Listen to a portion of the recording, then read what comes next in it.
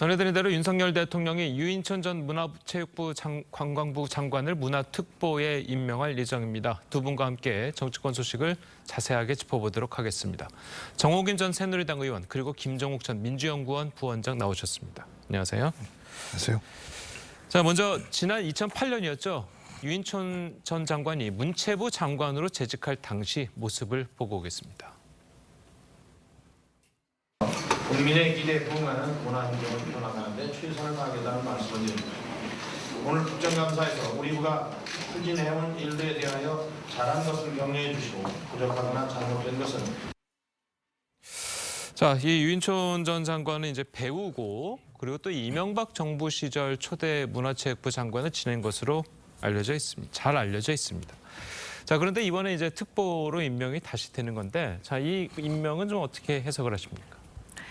그냥 제가 개인적인 의견을 말씀드리자면은 그만큼 그 문화체육부에 대한 중요성을 지금 강조하고 있는 것이 아닌가. 그다음에 체육부 차관으로 지금 장미란 차관이 임명이 됐고 또 장관으로는 언론인 출신의 박보균 장관인데 문체부의 활동을 보완 내지는 강화하겠다라는 측면에 더해서 우리나라 문화가 K컬처 해가지고 굉장히 지금 그 세계화되고 있잖아요. 예. 그런 것에 부응해서 문체부 장관을 역임했던 유인촌 특보를 임명한 것이 아닌가. 또 한 가지는요. 대통령이 지금 우리나라 부처 중에 문화체육부, 교육부, 그다음에 환경부, 통일부가 이념적으로 좀 정리해야 될 필요가 있다. 이러한 그 언급을 한 것으로 제가 기억을 하고 있는데요. 그런 차원에서 이 중요한 부처에 대해서는 지금 특보 시스템으로 강화하려고 하는 게 아닌가. 그러니까 이제 유인촌 특보를 스타트로 해가지고 그런 전망을 하게 돼요. 그리고 특히 유인촌 특보의 경우에는 아직 특보로 임명된 건 아니죠. 예. 과거에 이명박 정부 시절에 지금 대통령 실장으로 있는 김대기 실장이 문화체육부 2차관이었다고 하더라고요. 그런저런 인연도 좀 작동하는 게 아닌가. 그런데 이제 이명박 대통령 시절에 많은 인사들이 이렇게 이제 윤석열 대통령실 내지는 이제 정부에 참여함으로써 마치 또 MB계라고 지칭하는 그러한 사람들이 많이 들어왔다라는 걸 다른 해석을 하기도 하는데 제가 볼 때는 문체부를 좀 강화하고 보완해야 되겠다라는 그리고 이미 이전에도 뭐 대통령 자문을 많이 했다고 하더라고요. 그런 요소들이 작동한 것이 아닌가 이렇게 생각이 돼요. 예. 자, 그리고 저희 이 내용이 이제 어쨌든 어제 저희 단독 보도긴 했는데 그 어제 저희 기사 내용을 보면 지금 현재 박보균 장관 아니겠습니까? 박보균 장관이 장관으로서의 역할을 제대로 제 역할을 못하고 있는 상황이어서 이 특보 자리를 신설해서 뭔가 이렇게 관할하는 역할을 시키겠다라고 하는 게 이제 대통령실의 입장인 것 같은데 자, 그렇다면 장관을 교체하지 않고 왜 특보 자리를 신설했다고 보십니까? 뭐 다 아시겠습니다만 인사청문회 문제겠죠. 그러니까 인물을 구하기 어렵다는 얘기도 계속 나왔던 측면들이 분명히 있기 때문에 그런 차원에서 우회로를 선택했다는 생각이 들고요. 예. 근데 이제 문제는 뭐 이동관 방통위원장 내정설처럼 아직까지 결정이 안 됐기 때문에 조심스럽긴 합니다만 저도 문화특보라고 하는 자리를 신설을 했다라고 얘기하는 건 단지 그냥 예를 들면 이것이 소위 문체부의 장관한테 대체하려고 하는 것인가라고 보기엔 좀 어려운 측면들이 있다. 그래서 지금 주요 인사들의 지금 약진이 MB가 있지 않습니까? 예. 이재호 전 장관 같은 경우가 민주화기념사업회 이사장이 되고 그다음에 이동관 특보가 지금 방통위원장 내정설이 있는 것이고 지금 또 유인촌 MB계로 얘기되는 유인촌 전 장관이 특보가 되는 과정을 보게 되면 제가 볼 때 내년 선거를 위한 전략적 배치가 아닌가 생각이 분명히 들긴 해요. 그러니까 예. MB계 그다음에 검찰 뉴라이트라고 얘기하는 신보수연합 총전체제로 가는 게 아닌가. 이유 중에 하나는 대통령실의 핵심 측근들이 차관으로 다 지금 친정체제를 구축하지 않았습니까? 근데 그 내용 중에 보게 되면 차관들이 국토교통부 1, 2차관, 해양수산부 차관, 환경부 차관, 과학기술정보통신부 차관 이렇게 돼 있어요. 예. 이건 대부분 다 예를 들어 선거와 관련된 부분들이 분명히 있습니다. 저는 그래서 아마도 지금의 어떤 전반적인 인사 구도라고 얘기하는 것은 내년 국회의원 선거를 앞두고 선거 승리를 위한 체제들을 구축하려고 하는 일환 중에 하나로서 소위 문화와 방송계와 관련돼서 이동관 유인촌 체제라고 하는 측면들을 만들려고 하는 것이 아닌가라고 좀 조심스럽게 예측해 보게 됩니다. 알겠습니다. 자, 그런데도 불구하고 이제 윤석열 대통령은 이 지난 문체부 업무 보고 당시에 과감한 변화를 주문한 바가 있습니다. 목소리 직접 들어보겠습니다. 늘 교육과 문화에 관한 업무를 담당하시는 분들은 큰 그림을 좀 생각을 해 주셨으면 좋겠습니다. 우리들 스스로가 사고방식이 바뀌어야 되고 우리들 스스로가 정말 넓은 안목을 가져야 되고 국제적 안목을 갖춰야 됩니다. 두 부처의 우리 공직자들께서 진짜 많이 변해야 되고. 예, 아까 그 말씀하신 것처럼 이 문화체육계에 이제 변화를 요구하는 요구가 있었다라고 이제 말씀하셨는데 지금 방금 저 모습인 것 같은데 저게 이제 지난 1월이었단 말이에요. 지금은 이제 7월이니까 6개월 정도 지난 동안에 이제 대통령이나 대통령실이 보기에 이 문화체육부가 대통령의 생각과는 좀 맞지 않는 것 같다, 달리 가는 것 같다, 아니면 고치지 못하고 있는 것 같다라는 생각을 해서 특보를 신설했다. 자, 이렇게 봐도 되겠습니까? 그런 측면이 있는 것 같아요. 그러니까는 우리나라의 교육부라든지 문화체육부에 대한 각자의 입장, 특히 이제 그런 어떤 국정 운영에 관심을 가지는 사람들 있겠지만 대통령은 뭔가 변화해야 된다. 지금 변화를 주문하면서 큰 그림을 보라, 국제적 기준을 보라 이렇게 얘기하지 않습니까? 그리고 얼마 전에 그 문화체육부의 소위 이제 가짜뉴스 자문단이 구성됐다라는 이야기를 들었습니다. 그래서 정부에서는 가짜뉴스를 악성 전염병으로 지금 규정을 하면서 악성 정보 전염병이다. 그래서 지금 문화체육부에서 이런 가짜뉴스 자문단을 구성하면서 카이스트의 정용훈 교수, 경희대의 정범주, 이 사람들은 이번에 후쿠시마 오염수와 관련해서 가짜뉴스에 대한 반론을 제기했던 사람이잖아요. 언필칭 가짜뉴스에 대한. 그래서 지금 정부의 방향을 대충 이제 가늠할 수 있을 것 같습니다. 그런데 아마 이제 박보균 장관에 대해서 지금 잠깐 언급을 하셨는데 얼마만큼 불만이 있는지 제가 지금 알 수는 없지만 예. 어찌됐든 특보 시스템을 가동을 하면서 강화해야 되겠다라는, 그리고 이제 특보 자리를 만들게 되면 아무래도 이 특보는 대통령과의 어떤 직접적인 소통을 통해서 자기의 견해라든지 또는 그 세상의 어떤 그 문화체육과 관련한 많은 정보를 또 입력하지 않겠습니까? 그런 자리가 아마 필요하다라는 것이 대통령실의 지금 입장이 아닌가, 만약에 임명한다면 그런 생각이 듭니다. 알겠습니다. 자, 저희는 다음 소식도 짚어보도록 하겠습니다. 최근에 추미애 전 법무부 장관이 문재인 전 대통령 그리고 이낙연 전 대표를 겨냥한 폭로를 이어가고 있습니다. 자, 민주당 내에서는 개파를 막론하고 비판이 쏟아지고 있습니다. 들어보시겠습니다. 저는 뭐 이 상황에서 그런 말씀 왜 하는지 잘 이해가 안 됩니다, 사실은. 네. 이재명 대표 측에서는 부담스럽습니까? 부담스럽겠죠, 당연히. 그렇지 않겠습니까? 총선 승리를 위해서 하나가 돼야 되는데 네. 자꾸 과거를 파헤친다고 하는 건 바람직하지 않죠. 일각에서는 본인이 뭐 다시 정치에 재기를 하실 거다 뭐 이런 얘기도 있는데요. 과연 이것이 도움이 될 것인가? 당 대표도 지내셨고 법무장관도 지내신 분이 본인과 관련돼 있는 사안들에 대해서 주관적으로 사적인 감정을 가지고 폭로하는 게 과연 어른다운 행동이냐?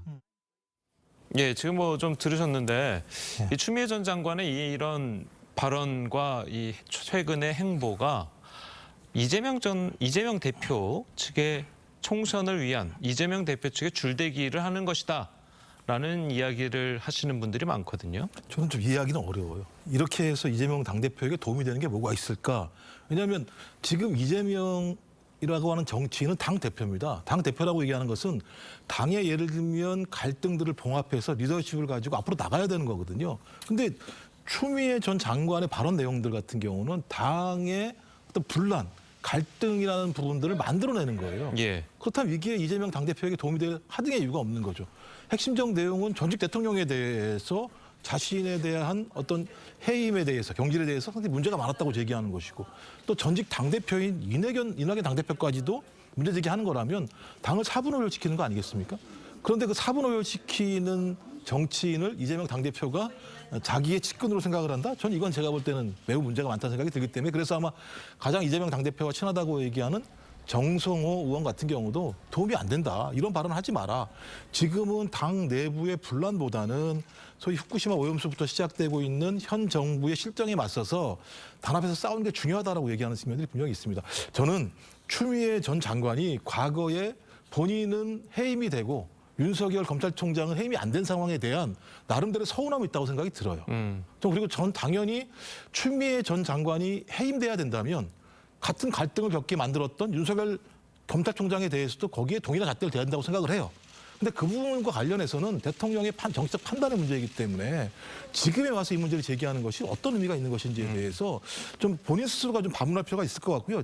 본인이 진짜 정치적으로 제기하고 싶다면 이런 것보다는 현 정권의 문제에 대해서 가장 좀 앞서서 맞서 싸우는 모습을 보이는 게 정책 제기를 위해서 더 좋은 방안이다. 왜 저 좋은 방안들이 있는데 이런 예를 들면 더 안 좋은 방법을 쓰는지 제가 볼 때는 계속 지금까지 추미애 전 장관이 정치를 해왔던 방식들이 좀 이래왔던 측면들이 꽤 있는 것 같아요. 그래서 지금이라도 좀 빨리 좀 발언을 좀 멈추시고 당의 단합을 위해서 또 전직 당대표셨으니까요. 최선을 다해 주셨으면 좋겠습니다. 알겠습니다. 자, 그래서 이 추미애 전 장관의 이제 과거 행보를 이제 지적을 하시는 분들이 꽤 많습니다. 예를 들어서 지금의 윤석열 대통령을 있게 만든 장본인이다. 자, 이런 이야기들이 나오고 있고요, 세간에서.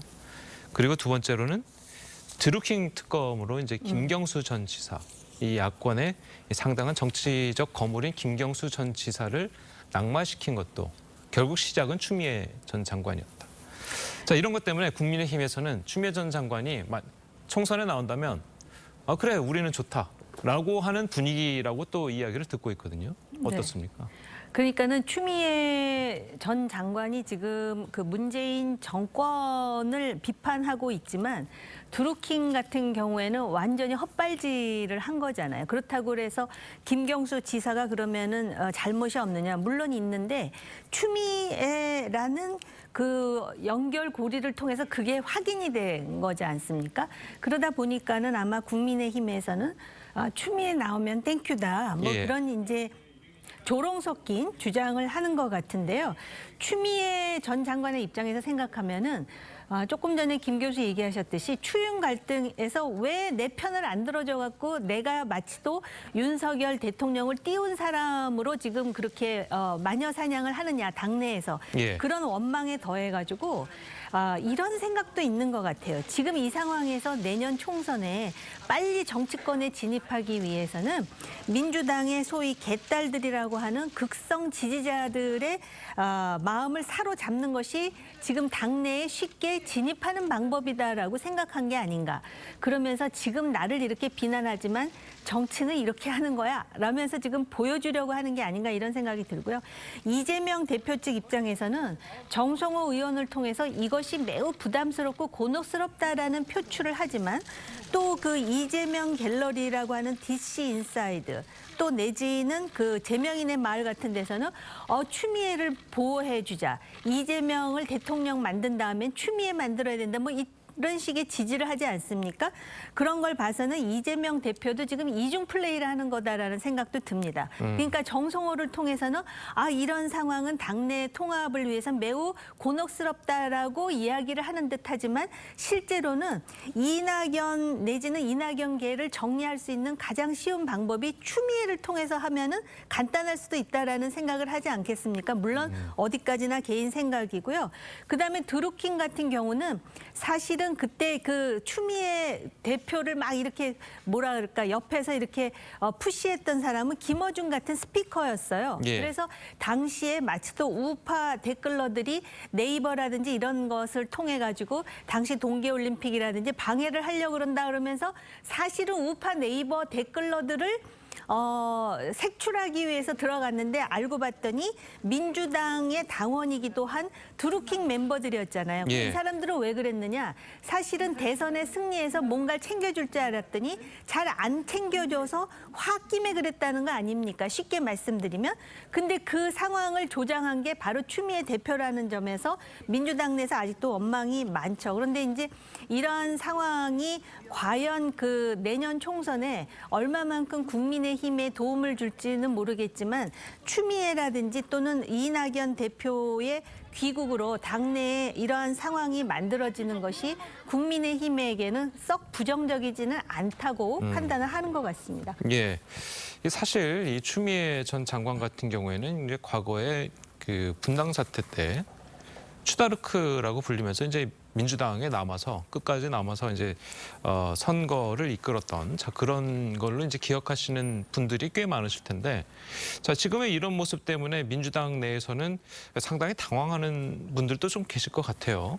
뭐 당연히 예를 들면 예상하지 않았던 사안들이 등장했던 측면들이 분명히 있고 그러니까 돌출적인 사안인 거죠. 예. 그래서 저는 뭐 나름대로 추미애 장관이 얘기하는 가장 중요한 핵심적인 이유 중에 하나는 뭐냐면 윤석열 그 당시 검찰총장에 대해서 징계 요구를 한 내용들이 분명히 있습니다. 예. 그 징계 요구에 대해서 문재인 대통령이 목불인견이다 이렇게 얘기를 했다라고 하는 거죠. 이제 그리고 난 다음에 왜 한 달 이후에 목불인견인 사람들을 그대로 두고 왜 본인에 대해서만 해임을 하느냐 이런 예를 들면 나름대로의 서운함들을 담을 거라는 생각이 분명히 들긴 합니다만 예. 이 문제가 지금 상황에서 어떤 의미가 있는 건지 그러니까 제가 볼 때 그런 거죠. 왜 대통령이 과거에 그런 임무를 경질하지 않음으로써 대통령 후보가 되게 만들어서 지금 대통령이 되게 만들었느냐. 지금 많은 국민들이 국정 운영에 부정하는 이유를 만들어낸 원인들이 거기에 있지 않느냐라고 하는 부분을 통해서 본인의 정치적인 활로를 찾으려고 하는 것 같긴 합니다만 저는 그 얘기에 대해서 상식적인 국민들이 인정할 수 있을 것인가. 말씀하신 것처럼 일부 팬덤 또는 일부 강성 지지층들 같은 경우는 이런 부분들에 대해서 동의하면서 열광적으로 지지할지는 모르겠습니다만 우리가 지난 어떤 대선 과정 이전의 과정을 보게 되면 공정과 상식의 문제에 대해서 많은 보편적인 국민들 같은 경우는 문재인 정부에 대해서 상당히 많은 실망을 했다는 것이 보여졌거든요. 지금도 예. 마찬가지 상황입니다. 추미애 전 장관의 서운함에 대해서 다수의 국민들이 인정하기 어려운 상황이라고 얘기한다면 본인이 정치인으로서 올바른 정치를 하려면 전체 국민들을 위한 방식으로 정치를 해야 되는 것이죠. 근데 제가 볼 때 지금 볼 때는 일부 어떤 이것을 지지하는 층들을 동원해서 자기의 정치적 자양분으로 만들려고 하는 방식들은 민주당스럽지도 않고 제가 볼 때 정치를 위한 정도도 아니라는 생각이 들기 때문에 빨리 좀 방향을 바꾸셔야 된다고 저는 생각을 합니다. 알겠습니다. 자 오늘 두 분 말씀은 여기까지 듣겠습니다. 잘 들었습니다. 고맙습니다.